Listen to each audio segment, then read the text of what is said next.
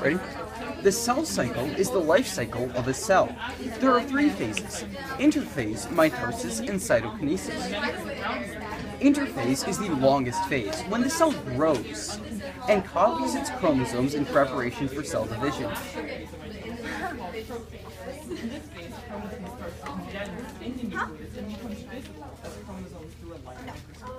Interphase consists of the first gap phase, the cell grows.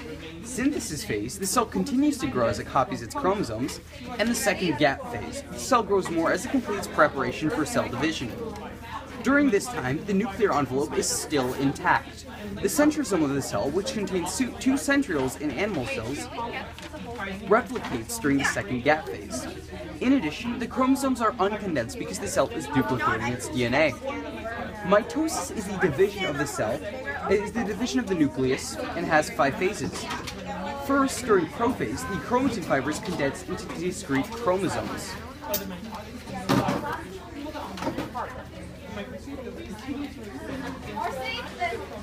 The nucleoli disappears, and each duplicated chromosome appears as 2 identical sister chromatids joined together.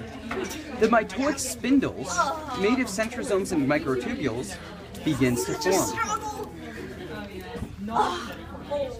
Microtubules are hollow rods of protein that provide structural support. Do you guys have tape? No.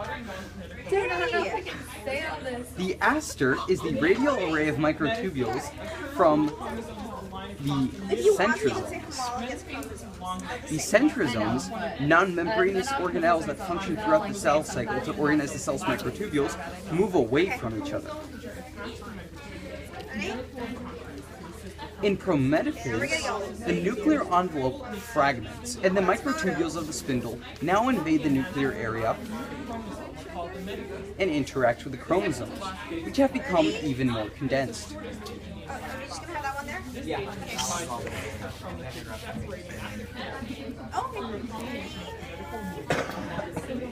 The chromatids now have kinetochores, specialized protein structures near the centrome.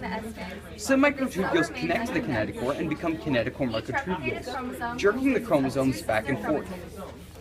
Non-kinetochore microtubules interact with those from the opposite end of the spindle. Prophase 1 is the longest stage of meiosis.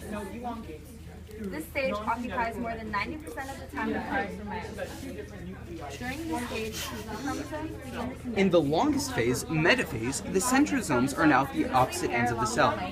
The centrosomes line up on the metaphase plate, an imaginary plate that is between the 2 poles.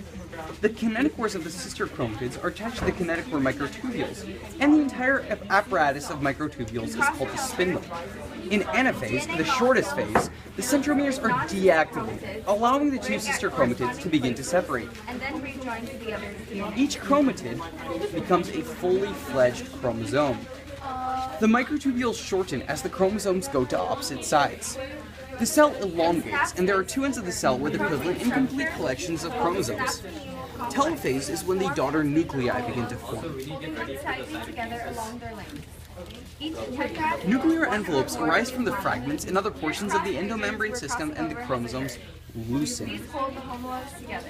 The cells are, at this point, Also formed during this stage. The nuclear envelopes genetically identical.